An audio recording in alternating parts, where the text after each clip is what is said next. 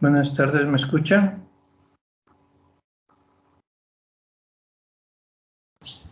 Buenas tardes, Doc. Sí se les Buenas tardes, sí, Doc.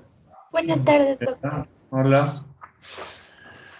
Bueno, chicos, vamos a ver ahora un capítulo que es importante previo a poder hablar de parto, etcétera, ¿no? Entonces, realmente constituiría un poquito de repaso de algo que ustedes vieron los primeros semestres acerca de la anatomía, un poquito de histología, etcétera, y ciertas cosas ya dentro del campo obstétrico que nos van a servir para poder apreciar y saber que una pelvis femenina pues es apta, por ejemplo, para un parto, ¿no? Entonces, como les digo, pues vamos a ver esto. Perdón, un ratito voy a apagar el teléfono, por favor.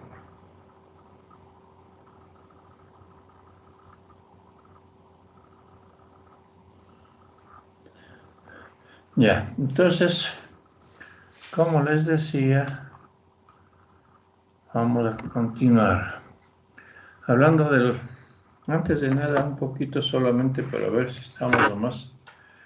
Emilia Galarza. Sí, Doc. Ya, Alexander Gobeo.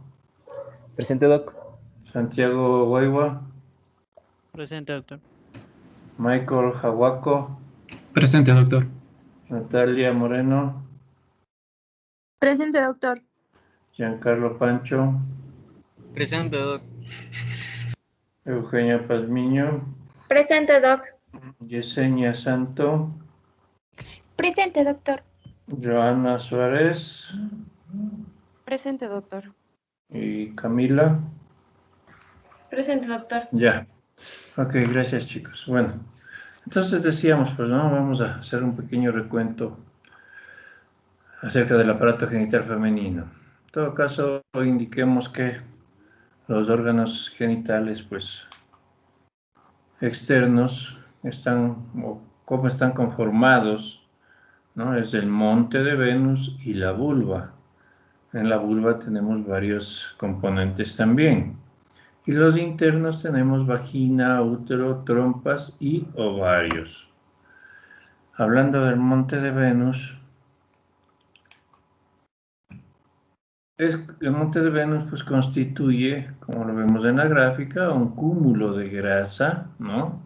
Encima o sobre el pubis, y también podríamos decir que es la parte más inferior de la pared abdominal anterior en la mujer. Está recubierto de vellos arriba del surco suprapúbico, ¿sí? A los lados tenemos los pliegues inguinales, ¿no?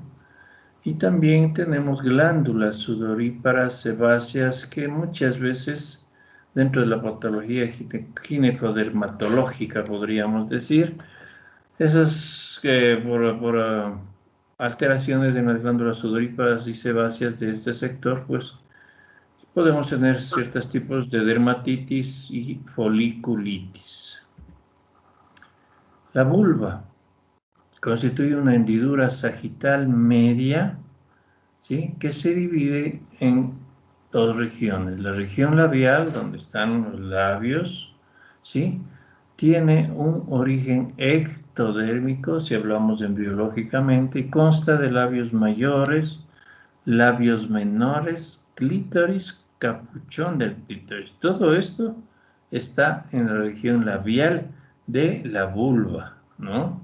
La región vestibular tiene un origen endodérmico y está ubicado entre la sínfisis del pubis y el himen. Todo eso es el vestíbulo vulvar. Constituyen, pues, formaciones de tejido adiposo recubierto de piel, se unen en la parte posterior formando la horquilla vulvar, es decir, la parte inferior de la vulva, ¿no? En la cara externa pues tenemos gran cantidad de vellos, la cara interna tenemos glándulas sebáceas o de Tyson, que se les denomina, pero son sebáceas y sudoríparas en este sector de la cara interna de la vulva. En esta parte creo que se me pasó, a ver. Perdón, me fui con una. La hendidura sagital media se divide en región labial y región vestibular. Hablando de la región labial, perdón, chicos. Entonces estábamos hablando de formaciones de tejido adiposo, ¿no? Entonces, los labios mayores tienen 7 a 8 centímetros de longitud, 2 a 3 centímetros de profundidad y 1 a unos 5 centímetros de espesor. Los labios mayores constituyen una homologación de lo que es el escroto, pues en el aparato genital masculino, ¿no? Entonces, fíjense ustedes, constituyen pliegues y los labios mayores, ¿sí? Y los menores hacia adentro constituyen pliegues hiperpigmentados que forman un capuchón del clítoris, ¿sí? Aquí tenemos el clítoris y los labios menores van a formar el capuchón, ¿sí? Tienen de 2.5 a 3.5 de longitud, 3 a 5 milímetros de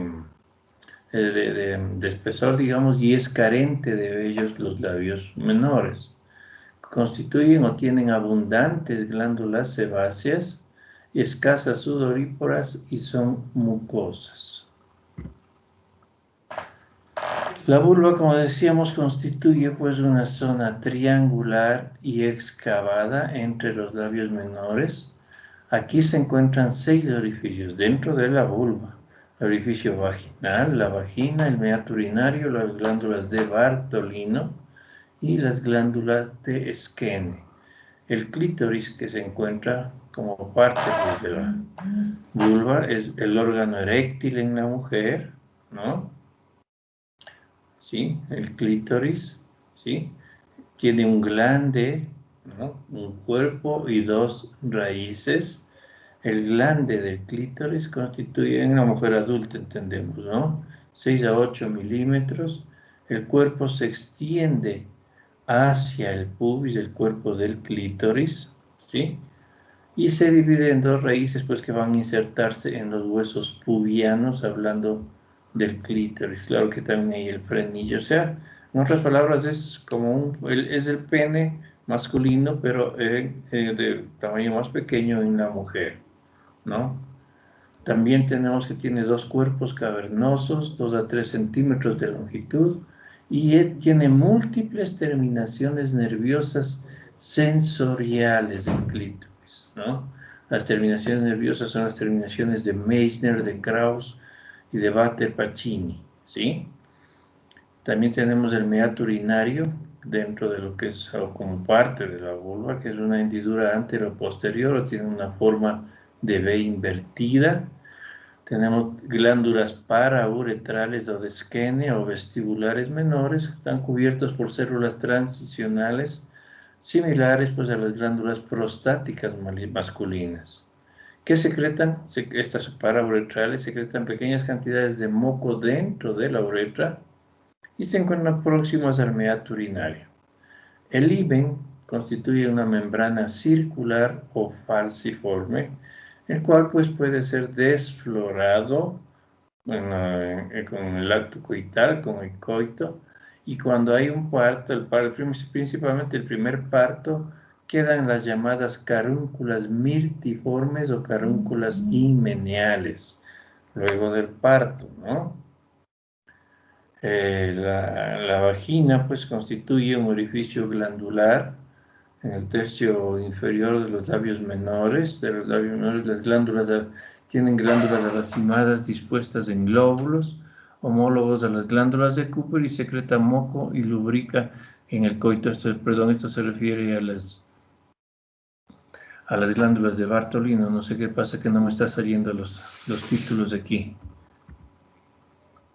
El útero, como ustedes ven, es un órgano, pues, en forma de pera, ¿sí? El útero tiene una forma de pera, tiene de 7 a 8 centímetros de largo en la mujer adulta, 5 de ancho y 3 de profundidad, ¿no? El útero tiene un cuello, ¿sí? El cuello uterino, que se une con la vagina, el útero, y también tenemos los cuernos uterinos, ¿sí? De donde salen, pues, las trompas de falopio para unirse con los ovarios. Constituye un órgano hueco, ¿sí? De gruesas paredes musculares situado en la pelvis, ¿no? Entre la vejiga y el recto, y tiene una forma de pera. Como les decía, 6 a 8 centímetros de longitud, 4 a 5 de ancho, 2 a 3 de espesor, peso de 50 a 70 gramos, ¿no? También en la mujer adulta, y ya que ha tenido parto, pues sí, tiene 9 a 10 centímetros de longitud, 5 de ancho y 3 de espesor. Su peso es de 80 gramos, ¿no? Y el peso en las grávidas puede llegar a 1100 gramos, un embarazo a término. El útero, esta es una imagen laparoscópica, pues ahí tenemos el fondo del útero, ¿sí? Que sería la parte superior, si se quiere, ¿sí? Superior del cuerpo. Tenemos los cuernos, donde son los ángulos que marcan el origen de las trompas de falopio, que estaría acá en esta imagen laparoscópica. Histológicamente hablando, pues tiene el útero una serosa, una muscular, fibras entrecruzadas de musculatura lisa, o sea, es músculo liso el útero, ¿no? ¿Sí? Y la mucosa hacia adentro es el endometrio, tiene el músculo que sería el miometrio, y la parte de afuera viene a ser la serosa uterina, ¿sí? Bueno, aquí tenemos una imagen, en su momento lo revisaremos, pues a veces se ubican miomas en las distintas capas del útero también, eso veremos en su momento. Tenemos cómo está sustentado el útero, a través de los ligamentos redondos que están hacia atrás y hacia la parte posterior, en ambos lados, y el ligamento ancho, ¿sí? Que constituye, pues, una doble hoja como de peritoneo, que parte del peritoneo. Tenemos hacia atrás los ligamentos uterosacros, ¿sí? Y ligamentos cardinales, que son los que están sustentando hacia la parte posterior del útero, son todos los ligamentos de sustentación uterina, ¿sí?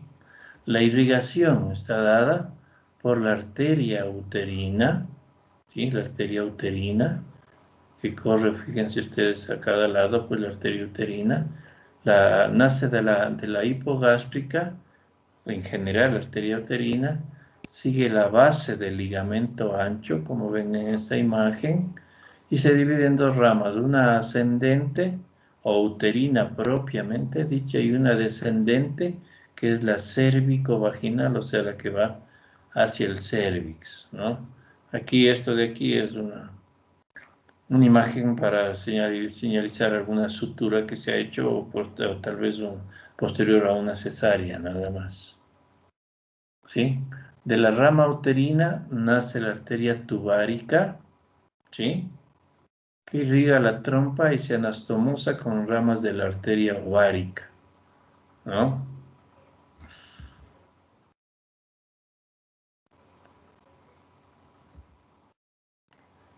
Ya, entonces de la rama uterina decíamos, nace la tubárica, irriga la trompa y se anastomosa con ramas de la ovárica. La ovárica derecha nace directamente, la derecha, de la aorta abdominal. La izquierda, pues, se origina en la arteria renal del mismo lado, pasando por el infundíbulo y llega a los ovarios. ¿Sí? El cuello uterino es un parte del útero que mide 2 a 3 centímetros de largo, ¿sí? Hasta llegar a su inserción en la vagina y tiene una parte supravaginal y una parte intravaginal. La parte intravaginal es lo que vemos al hacer un examen especular, que también se denomina el hocico de Tenca, ¿sí? Principalmente en la nulípara forma un cilindro escónica y en su vértice hay un orificio circular u ovalado, y en la multípara, en cambio, el orificio forma una hendidura transversa. Si vemos un cuello con un espéculo en una multípara, veríamos el cuello como una hendidura transversal. En la nulípara, ¿sí? Le vemos como más puntiagudo, diríamos, ¿no? Entonces, en la multípara decíamos hendidura transversa o estrellada, a veces por desgarros en los partos. Histológicamente, el estroma del cuello uterino está compuesto por colágeno, fibras colágenas, elastina, proteoglucanos y muy poco músculo liso. No tiene tantas fibras musculares lisas como el cuerpo. ¿Sí? De hecho, el cuello es lo que se dilata. Y lo que se dilata, por eso tenemos elastina y proteínas de la colágena, que es lo que se va a ir abriendo en el cuello, ¿no? Durante el embarazo aumenta la vascularidad, el cuello, y se edematiza, como que se hincha, ¿sí? Edema que se presenta dentro del estroma y esto nos da el signo de Chadwick. ¿Qué quiere decir?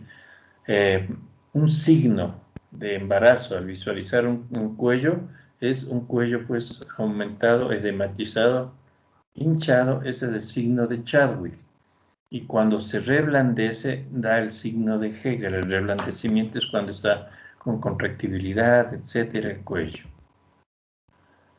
Las trompas son dos conductos, ¿sí?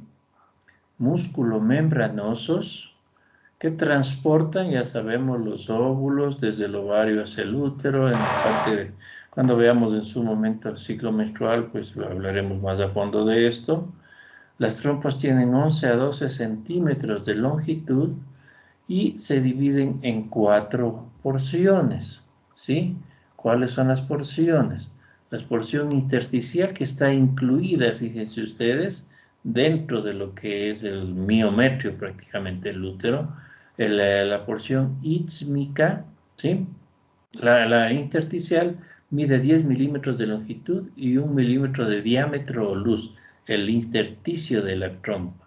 Luego tenemos el istmo, la zona ampollar, ¿sí? Y la infundíbulo. Son las 4 porciones de lo que tiene la trompa. El istmo está próxima a la inserción, ¿sí? de esta en el cuerpo, próxima. Mide 20 a 40 milímetros de longitud, la parte ísmica, y tiene 3 a 4 milímetros de luz, ¿sí? La parte ampollar es la parte media de la trompa, más ensanchada, mide 7 a 8 centímetros de largo y tiene 7 a 8 milímetros de luz, ¿sí?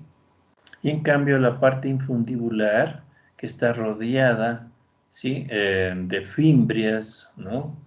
Y tiene una luz de 2 milímetros de diámetro. Esto es lo que prácticamente va a estar conectado, podríamos decir virtualmente a los ovarios, ¿sí?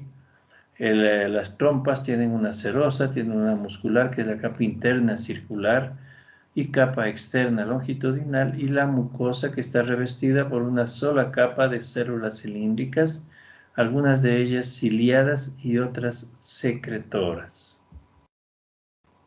En los ovarios, ¿qué son los ovarios? Son formaciones ovoides situadas a cada lado de la pelvis. Tienen la forma de una almendra los ovarios. Miden de 2,5 a 5 centímetros de longitud, longitud, 1 a 3 centímetros de ancho, 0,6 a unos 5 centímetros de espesor, diríamos como decir, de grueso, ¿no? Los óvulos son aquellas glándulas que contienen 400.000 óvulos desde el nacimiento. O sea, una mujer realmente nace con esa cantidad de óvulos, 400.000, ¿sí? Pero durante su vida solo de 200 o 400 llegan a madurar, ¿ok? Eso, la mujer, repito, puede llegar a tener 400.000 óvulos en el nacimiento, pues, ¿no? Los cuales irán madurando en los procesos de los ciclos menstruales, de los ciclos ováricos, pero se tiene una cantidad más o menos aproximada de que entre 200 a 400 óvulos son los que van a madurar. Funciones del ovario, pues tenemos una función generativa. ¿Qué quiere decir? Sirve para la maduración folicular. El ovario hace que maduren los folículos. Los folículos son los que van a reventarse para cuando se genera la ovulación y sale el óvulo. Y también dentro de la función generativa hay estimulación del endometrio a través de las hormonas folicular y luteínica, la FSH, la luteínica, que estimulan a los ovarios, y a través de este estímulo, pues, tenemos que también se estimula el endometrio, ¿no? A través de estas hormonas dentro del ciclo ovárico o ciclo menstrual. Tiene una función vegetativa, o sea, ¿qué quiere decir? Reciben un estímulo trófico para el desarrollo y funcionamiento del aparato genital femenino. Y función somática va a comprender la acción de los ovarios sobre el resto del organismo al que imprimen caracteres de feminidad. De los ovarios, y cuando tenemos la pubertad, pues los ovarios van a ser los encargados de producir las hormonas correspondientes para el desarrollo de los caracteres sexuales femeninos. Por eso dice los caracteres de feminidad, ¿no? Estos ovarios se unen al útero, sí, están unidos al útero a través del ligamento útero-ovárico, y se unen a la pared lateral de la pelvis a través de los ligamentos anchos, o sea, es también llamado infundíbulo pélvico, ¿sí? En su momento, como dijimos, veremos un poquito, pero aquí ustedes tienen una imagen donde hay, por ejemplo, los folículos maduros, el cuerpo lúteo que queda luego de la ovulación, folículos secundarios también. Todo esto tendremos y revisaremos cuando hablemos del ciclo menstrual. La zona medular del ovario, llamado médula, ¿sí? O bulbo, esta zona medular, ¿sí? No tiene folículos, no contiene folículos. ¿Qué es lo que posee la zona medular de los ovarios? Tejido conjuntivo laxo y algunas fibras musculares, aparte de la médula, de los ovarios. También tenemos una zona o capa cortical, que sería la parte externa, que comprende epitelio superficial de células cilíndricas uniestratificadas, la parte externa. Tiene lo que se llama también la túnica albugínea, ¿no? Situado debajo de la capa anterior, ¿sí? Y compuesta por tejido conjuntivo. Tiene la zona ovígena. Esta es la más profunda de la corteza y está formada por tejido conjuntivo, que es muy denso, y ahí van a aparecer los folículos primordiales, los folículos en maduración, y en la mujer adulta, pues los llamados folículos de Graf, ¿no? Los cuerpos amarillos y la zona de tejidos cicatriciales. Repito, esto lo revisaremos más a fondo cuando hablemos del ciclo menstrual. Bien, la vagina, la tenemos acá en esta imagen, es el conducto músculo-membranoso que une la vulva, que está afuera, al útero. Normalmente en la mujer adulta no tiene 9 a 10 centímetros de longitud. Esta vagina puede llegar a dilatarse 4 a 5 centímetros, se dirige de abajo hacia arriba y de delante hacia atrás. El extremo superior forma esto que de aquí que tenemos se llaman los fondos de saco o fornix vaginal, ¿sí? Son los fondos de saco que están formados alrededor del cuello del útero. Tiene arrugas transversales, aunque no se lo ve aquí, también hay un pliegue central longitudinal. La porción, en cuanto a la parte histológica, ¿sí? La porción superior proviene de los conductos de Muller, biológicamente hablando. La porción inferior de lo que es el tejido vaginal, del tejido del seno urogenital. La mucosa es de epitelio escamoso estratificado. La capa media es muscular y la capa más externa es fibrosa. Sería interna, media y externa, ¿no? Bien, eso en cuanto a los órganos. En cuanto a la pelvis como tal, hablemos entonces de la pelvis ósea, ¿sí? Tenemos dos huesos ilíacos, el sacro y el coxis. Esa es la pelvis ósea, ¿sí?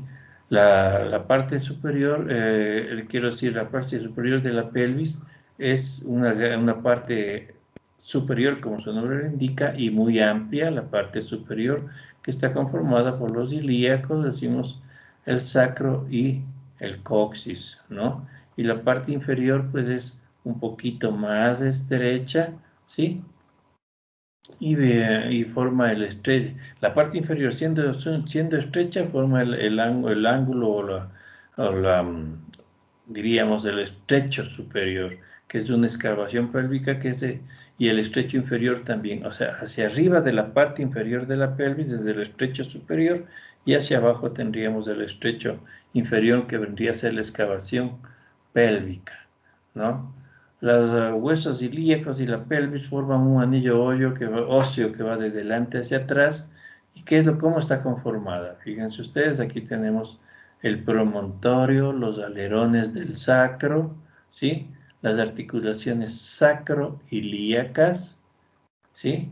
Lateralmente tenemos estas líneas imaginarias que se denominan líneas innominadas. Fíjense ustedes, va de la articulación sacroilíaca a la cresta ilíaca y la otra se la une entre los dos ilíacos, son las líneas innominadas, ¿sí?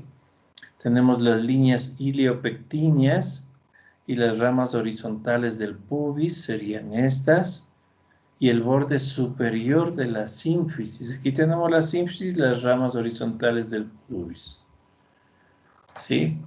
Tenemos aquí uno de los diámetros, como no se ven las letras, pero en todo caso les indico, uno de los diámetros que sirve mucho para valorar la pelvis femenina es el diámetro subpúbico coxigio, ¿sí? Que sería este que tiene 12 centímetros, ¿sí? Este diámetro.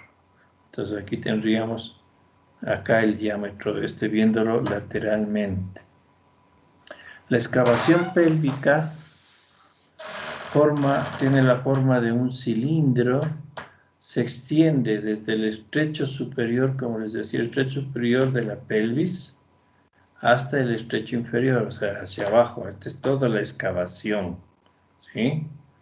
La pared anterior mide 4 a 5 centímetros de alto, o sea, la pared anterior de la excavación pélvica, 4 a 5 centímetros de alto, y la pared posterior está formada por la cara anterior del sacro y el coxis, y mide 10 a 12 centímetros de alto.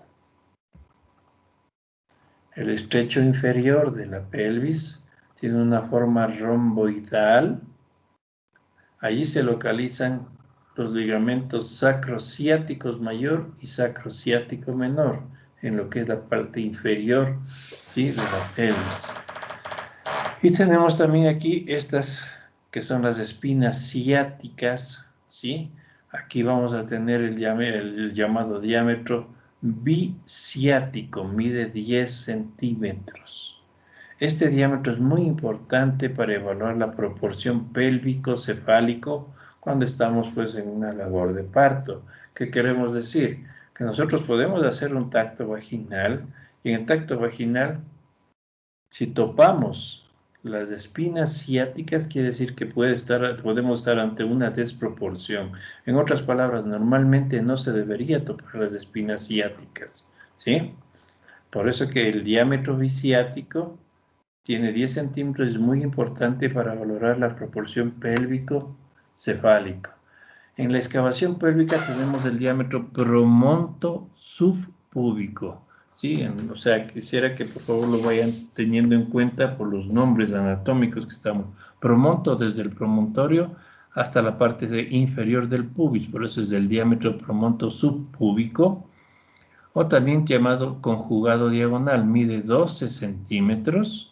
Tenemos en la excavación pélvica también el diámetro promonto retropúbico.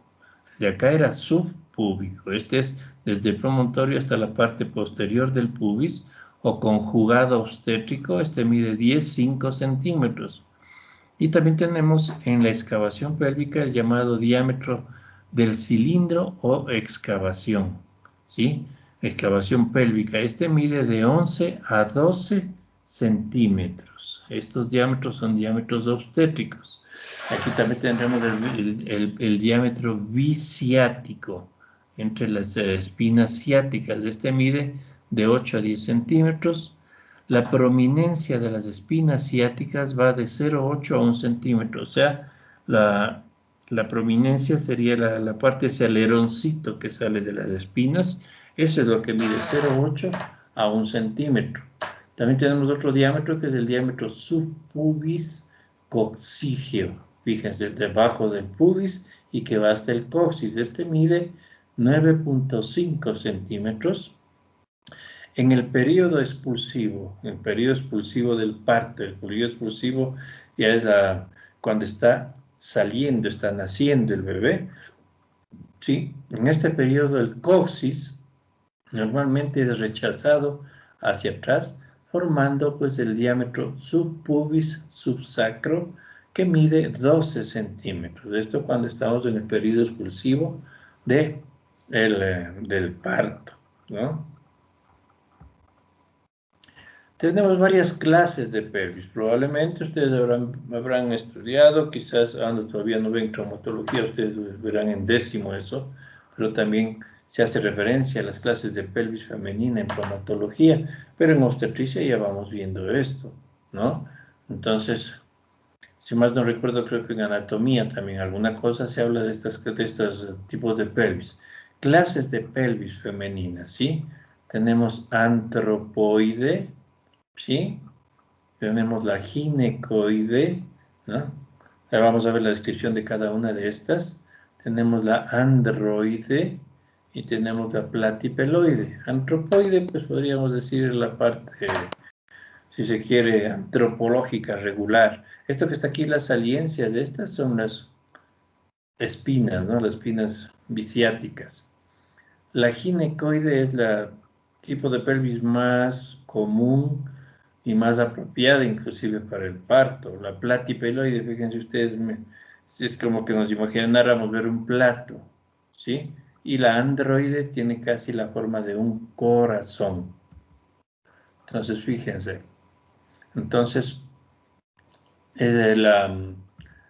esta que es más alargada, la antropoide, ¿sí? Es amplia en todos sus diámetros, es la más apropiada, perdón, esta es la ginecoide, ¿sí? Es la más apropiada para el parto normal. Tiene una entrada redondeada, las espinas ciáticas son bajas, que está acá, las paredes pelvianas rectas y la arcada del pubis amplias, acá, y tiene una adecuada concavidad sacrococcígea, una adecuada concavidad sacrococcígea. La androide tiene una entrada en forma de corazón. Fíjense aquí, está representada la androide. El promontorio es saliente. La porción anterior de la pelvis es estrecha, como lo ven aquí.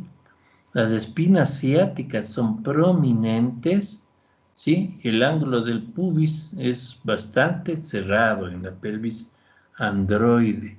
En la antropoide es un poco más estrecha, pues transversalmente hablando. El segmento anterior también es estrecho.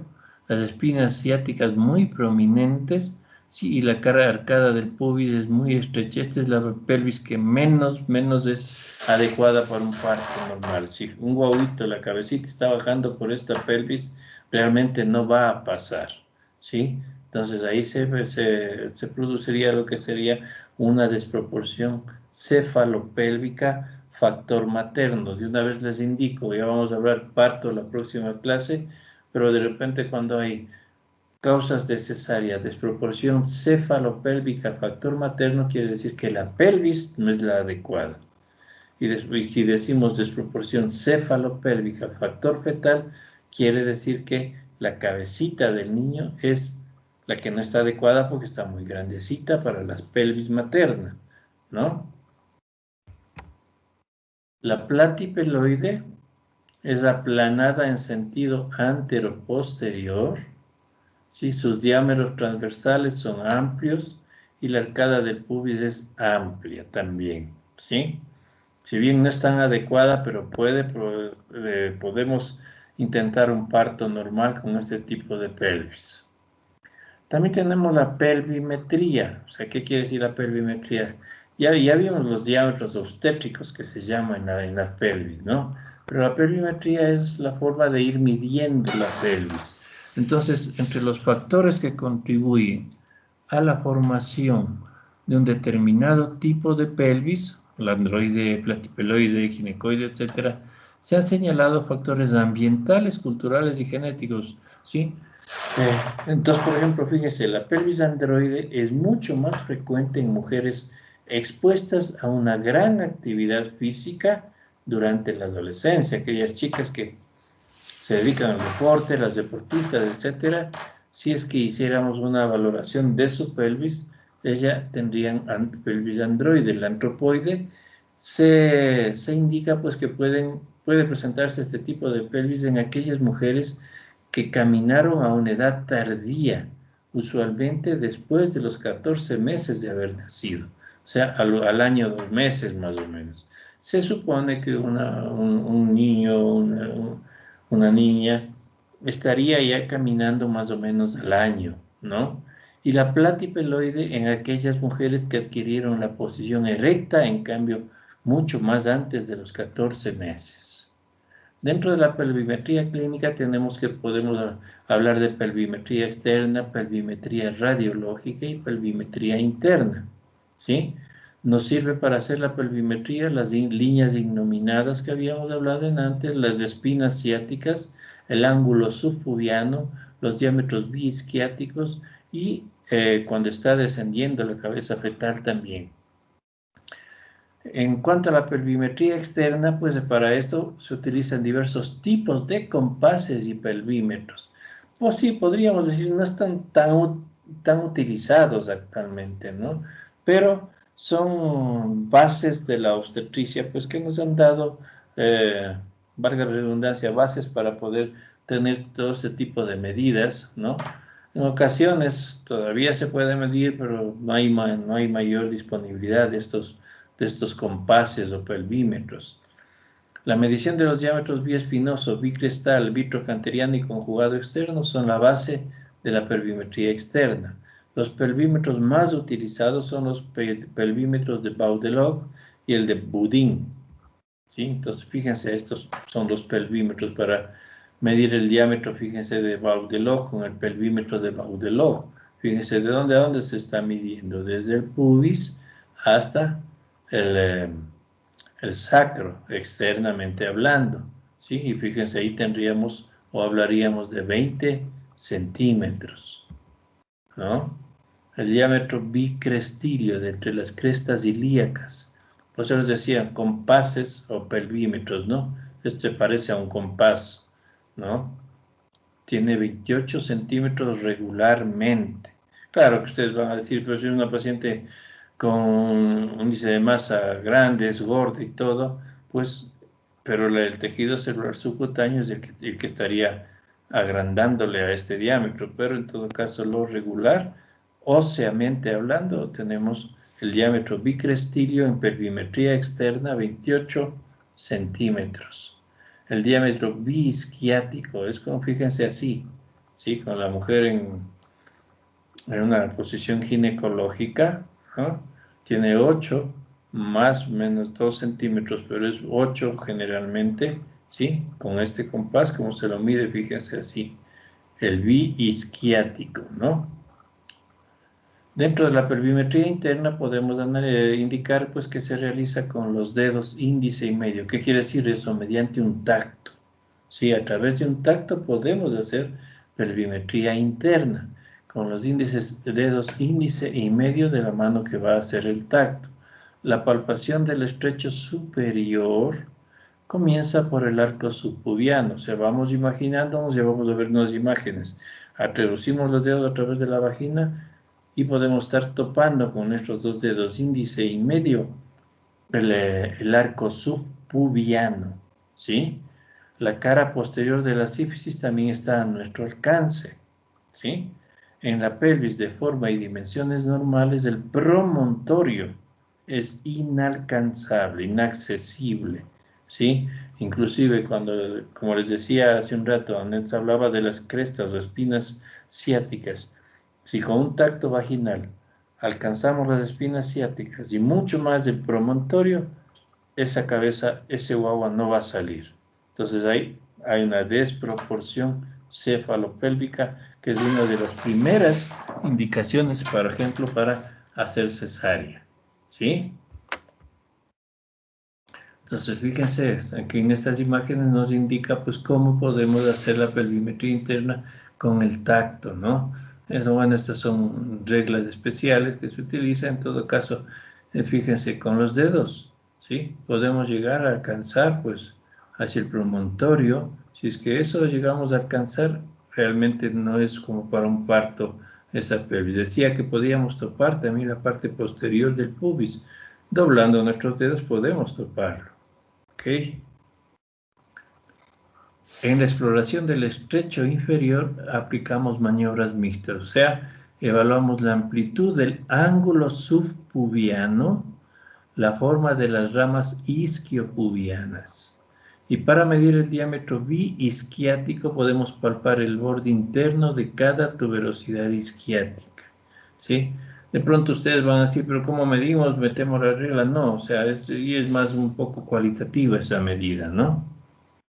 Entonces, fíjense, vean, hacemos el tacto, pues las ramas del pubis podemos toparlas, ¿sí? Podemos topar, o como decíamos antes, medir la distancia entre las ramas isquiáticas, ¿sí? Podemos topar la parte posterior del pubis, ¿no? Fíjense cómo está aquí la imagen, se puede hacer, por así decirlo, en una paciente, ¿no? Y llegar hacia atrás, hacia la parte del promontorio. Bien, la pelvis blanda. Hemos hablado de la pelvis ósea, la pelvis blanda, también llamado piso pélvico o piso pelviano. Esto constituye un verdadero embudo músculo fibroaponeurótico, la pelvis blanda.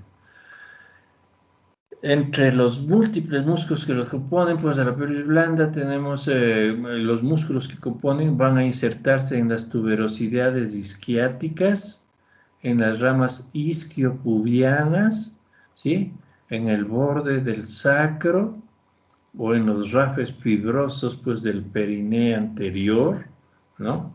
O también en la zona anovulvar o del perineo posterior o coccigio. Todo esto va a servir el sostén de toda la pared muscular de la pelvis o piso pélvico. Esta pelvis blanda va a constituir una serie de músculos y tejidos conjuntivos que tapizan la parte inferior de la pelvis. Sus límites ¿a qué corresponden? A la sínfisis del pubis hacia acá arriba, las ramas isquiopúbicas, las tuberosidades isquiáticas, como veíamos en la pelvis ósea, ¿sí? Los ligamentos sacrociáticos, ¿sí? Mayores y el coxis. La línea transversa que une, imaginariamente hablando, las tuberosidades isquiáticas divide al perine en un triángulo, ¿sí? Anterior y un triángulo posterior. ¿Cuáles son los medios de fijación o de sostén del útero? Pues los músculos elevadores del ano, las fascias que rodean a la vagina y al cérvix, y las que cubren los músculos pelvianos, ¿sí? Los ligamentos cuya estructura pues, está conformada por tejido conjuntivo laxo, músculo liso y serosa peritoneal que está revistiendo los ligamentos. Son los medios de fijación o de sostén del útero, como ya lo vimos al inicio mismo, ¿sí? Vamos a tener pues en la parte pelviana el plano superficial del perineo, fíjense el istmo, que, bueno aquí no se lo ve, pero estaría el istmo que es parte del útero, que será el futuro segmento inferior uterino. Cuando hablemos de contractibilidad uterina, veremos que en la parte inferior del útero se va adelgazando y se forma un segmento. Ese segmento es lo que, sin haber contracción, forma el istmo, ¿no?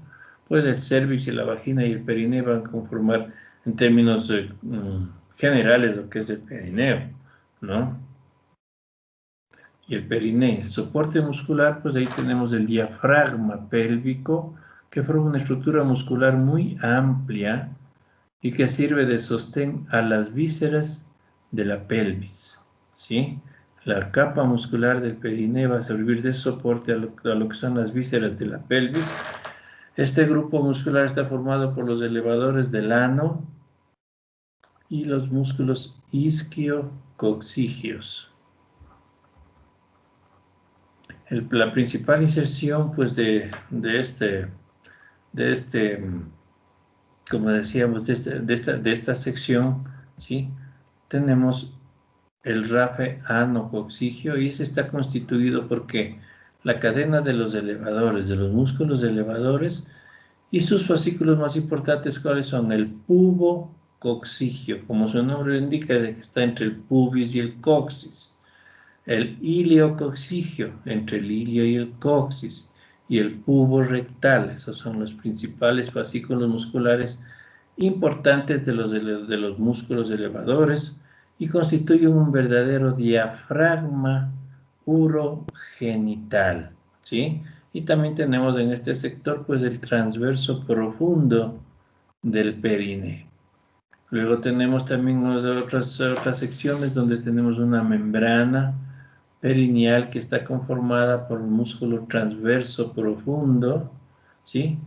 Tenemos el esfínter estriado urogenital,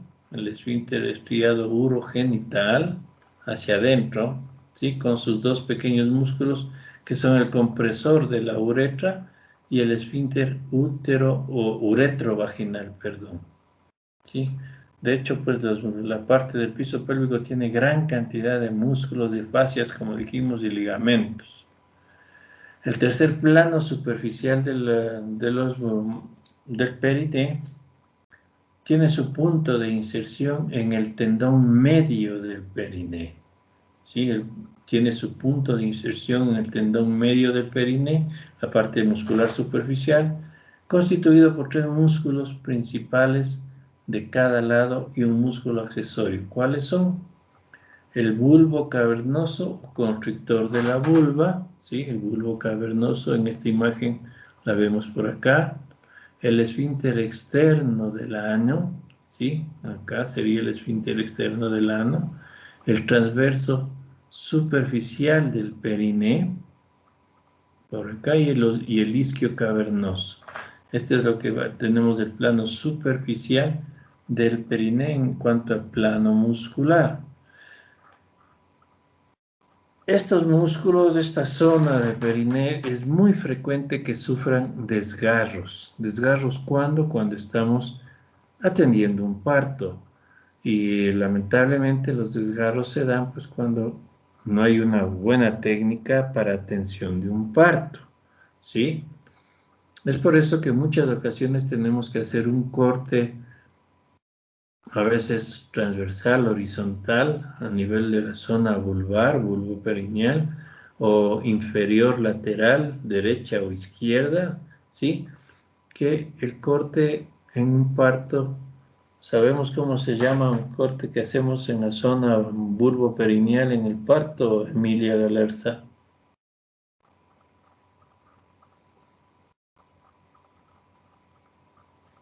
Perdón, Doc, no la escuché.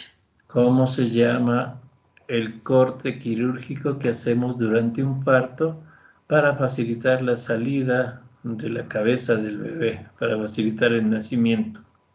¿La cesárea, Doc? Estamos hablando de parto.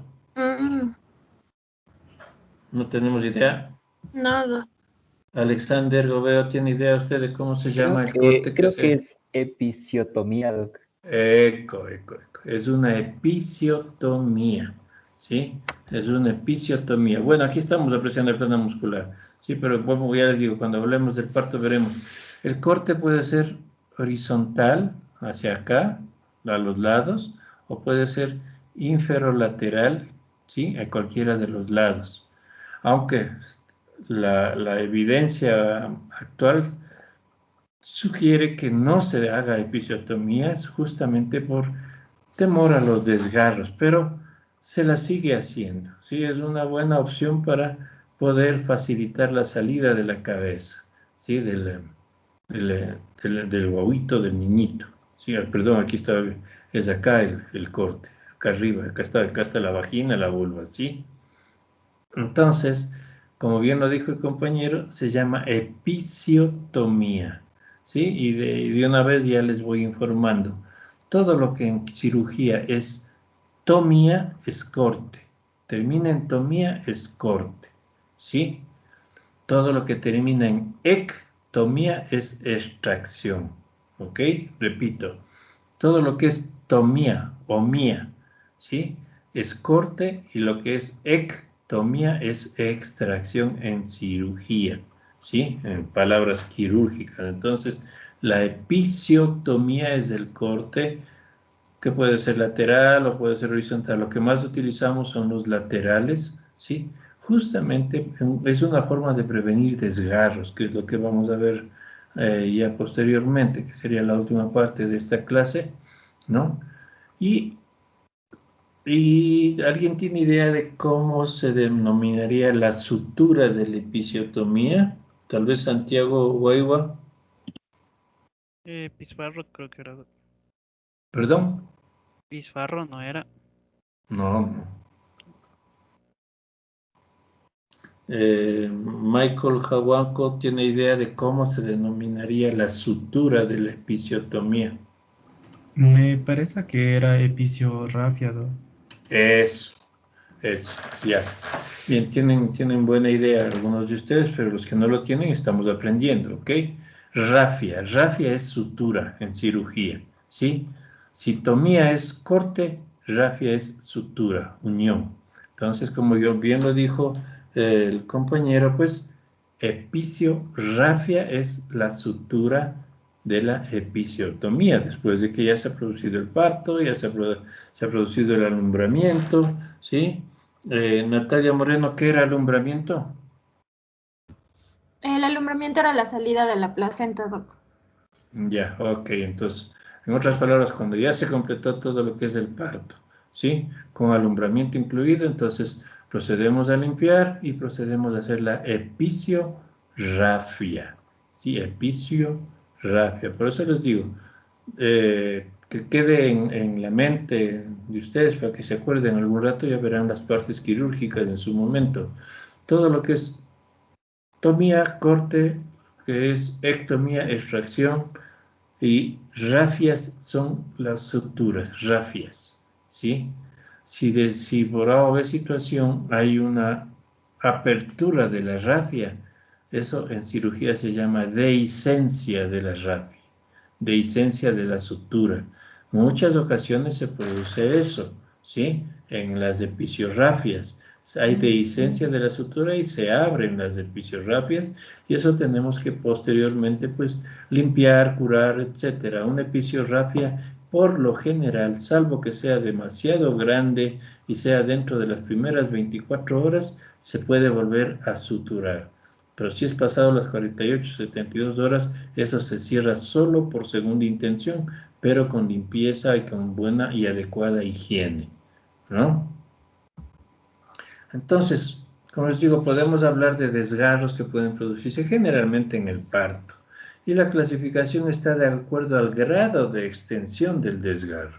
Tenemos hasta 4º grado de desgarro. Aquí, acuérdense que en la historia clínica perinatal, en lo que es parto, ahí también dice si hay o no hay, si se produjo o no se produjo desgarro, ¿sí? Y nos habla de que puede ser un desgarro de primero, segundo, tercero o 4º grado en la historia clínica, ¿sí? Entonces ahí tendríamos que poner, dependiendo de la extensión, ya vamos a ver qué comprende un primero, segundo o 3º grado de desgarro, ¿sí? Ahí tenemos en lo que es desgarros, sí o no, nos dice, y ahí nos pone en la historia clínica de 1 a 4. Y en amarillo, por ejemplo, si es que ya ponemos así sea 1, es una señal de alerta, ¿sí? No me acuerdo si les dije.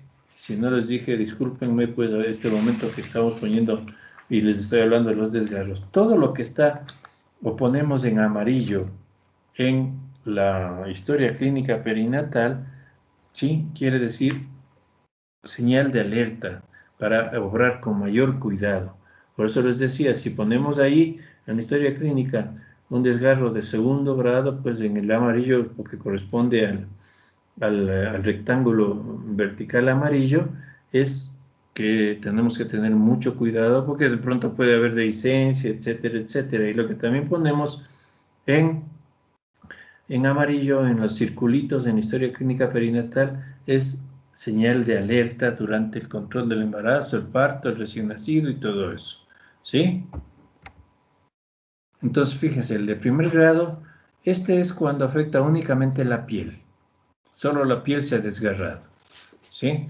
A veces no se ha hecho episiotomía y ha salido el recién nacido y vemos que está sangrando y hay una liñita en la piel, generalmente en las partes vulvares inferiores, ¿sí?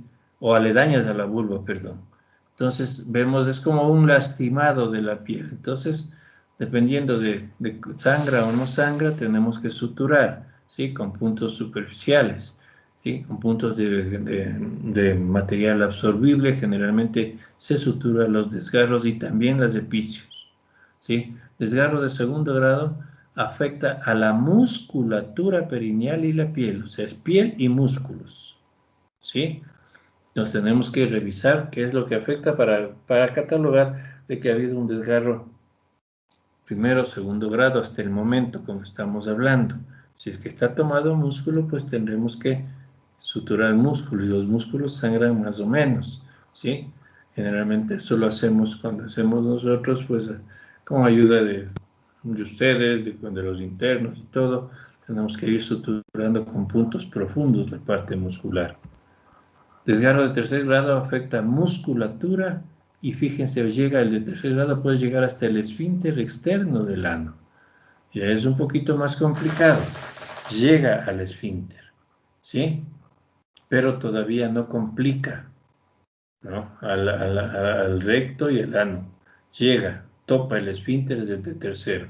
Y el de 4º o completo, fíjense cómo está aquí en esta imagen, afecta la piel, musculatura perineal, el esfínter externo del ano y muchas veces hasta la pared del recto. En estos casos, a veces pues tenemos que pedir colaboración y ayuda de proctólogos para que nos ayuden en la sutura. Esto ya es una complicación mayor de un parto. Fíjense que ha habido un desgarro horizontal, quiero decir vertical, ¿no?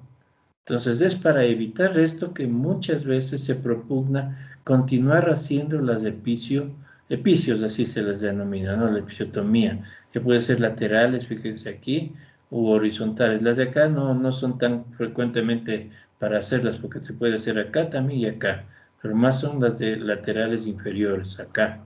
Cortamos. ¿Cómo se hace un epicio? Bueno, les digo en teoría, espero que me tomen el sentido.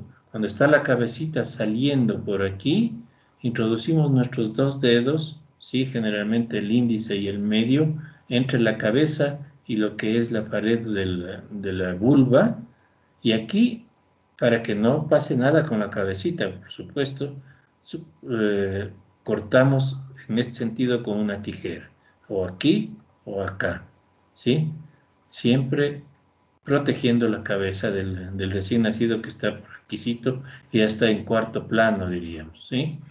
Pero si no ha pasado eso, pues puede suceder estos desgarros. Fíjense, aquí está uno de cuarto grado, aquí están con unas suturas generalmente de puntos sueltos que se las hace, ¿sí? Pero vuelvo a repetir, para valorar bien en la parte, si ha ido uno de cuarto grado, muchas veces tenemos que pedir colaboración y ayuda con los proctólogos, ¿no? Bueno, esto es una imagen accesoria dentro de lo que hemos visto, pero que nos habla un poquito sobre la evidencia probable de embarazo, o sea, dentro de los signos de embarazo. Hemos de hablar de cambios fisiológicos y metabólicos en el embarazo, pero en la parte anatómica mismo, ¿sí? Anatómica y morfológica podemos tener ciertos signos probables que nos hacen suponer clínicamente de que hay un embarazo, a más de la menorrea, por supuesto. Fíjense aquí, tenemos signos probables, el de Piscasek. ¿Qué quiere decir? El signo de Piscasek es cuando hay una asimetría a nivel del cuerno, ¿sí? O sea, un cuerno más abajo que el otro, ¿sí? Entonces, esta es una valoración, por supuesto, cualitativa. Signo de Noble y Budín, disminución de la profundidad del fondo de saco lateral.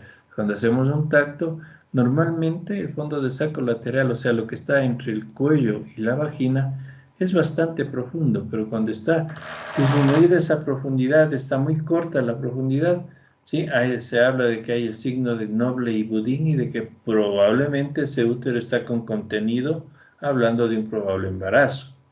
El signo de Osiander es cuando palpamos pulso en los fondos de saco laterales. Topamos aquí y hay por la dilatación de las uterinas y las cervicuterinas podemos palpar un pulso. Normalmente no se lo palpa.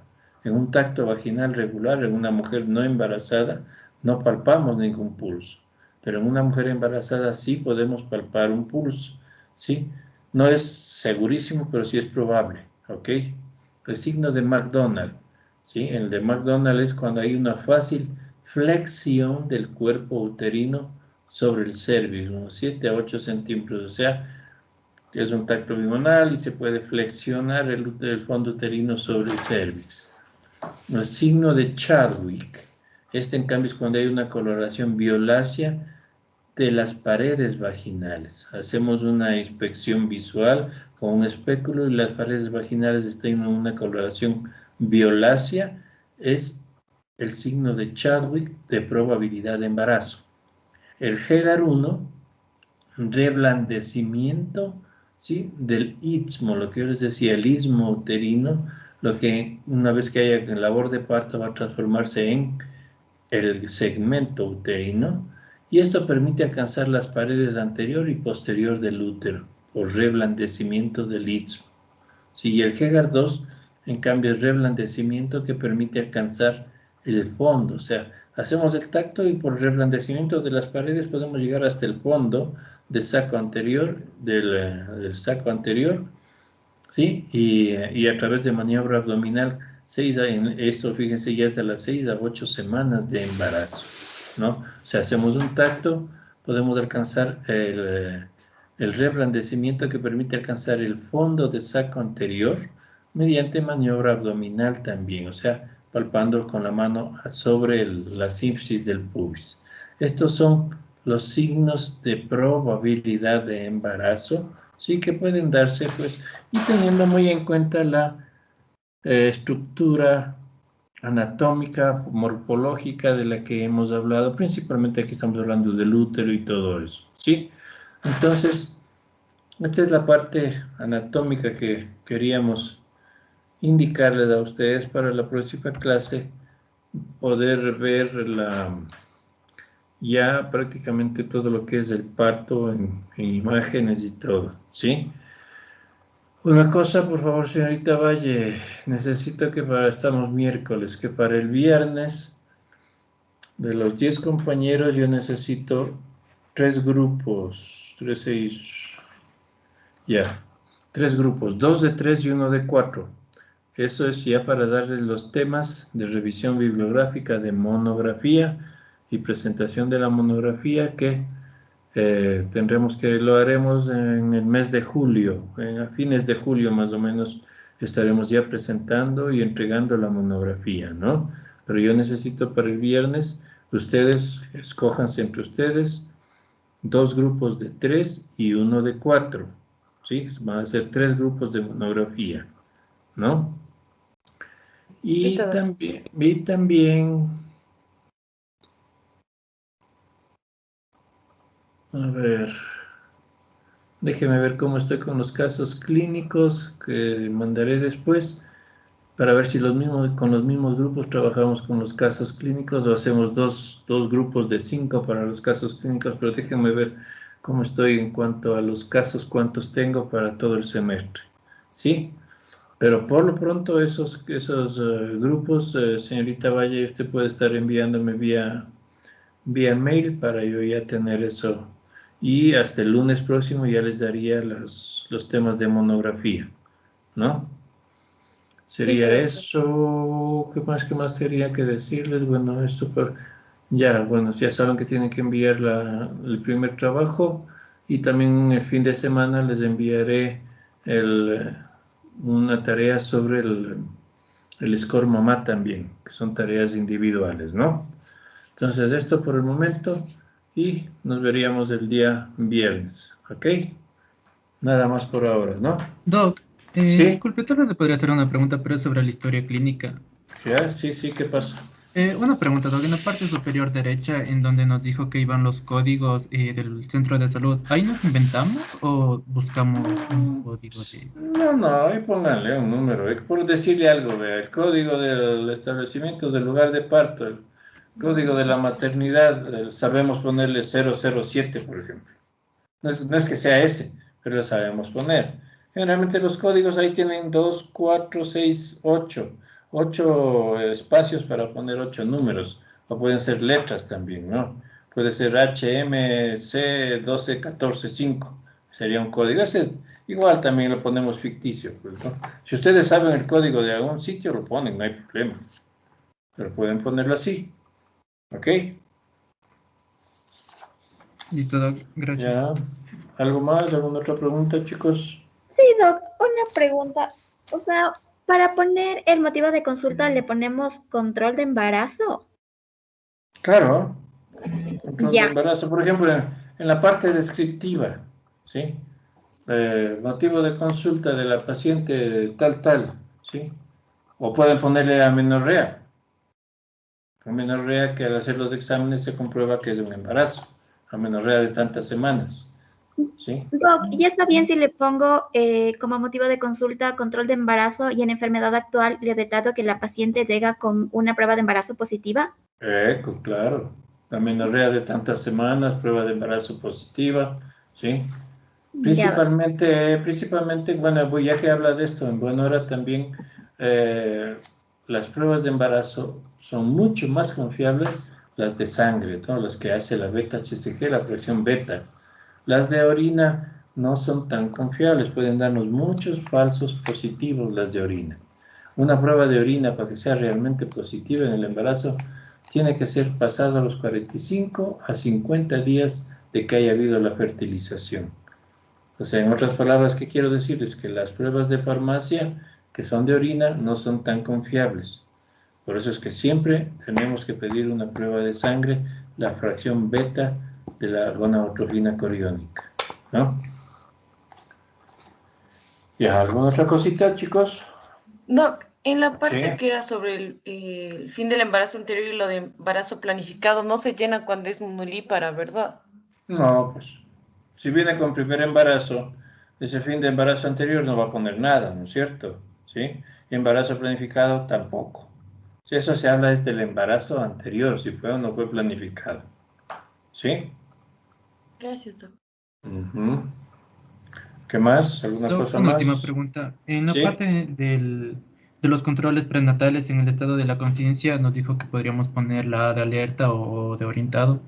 Pero, Ya. por ejemplo, en el instructivo ahí nos mencionaba alguna numeración, por ejemplo, 0 cuando está la madre está alerta, y bueno, iba del 0 al 4. Entonces, ahí ponemos esos números o si podemos poner solo A. No, les digo sinceramente, como se dice vulgarmente, la neta, ¿no?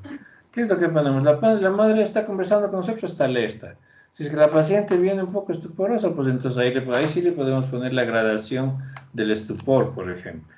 Pero lo más común, si se quiere, es alerta o orientada, ¿no? O puede ponerle una D. ¿Qué quiere decir? Es una paciente desorientada también, ¿sí? Así también se entiende. Claro que en el instructivo le da gradaciones, pero lo general es está o no despierta en definitiva, ¿sí? Listo, Doc. Gracias. ¿Ya? ¿Alguien más? ¿Alguna otra pregunta? Bueno, creo que no hay, entonces nos vemos el día viernes en la clase y espero esos listados, señorita Valle, ¿no? Listo, doctor. Ujú. Ya, ok, nos vemos chicos, pasen bien. Muchas gracias, Doc. Hasta el viernes. Gracias, doctor. Chao, Hasta chao.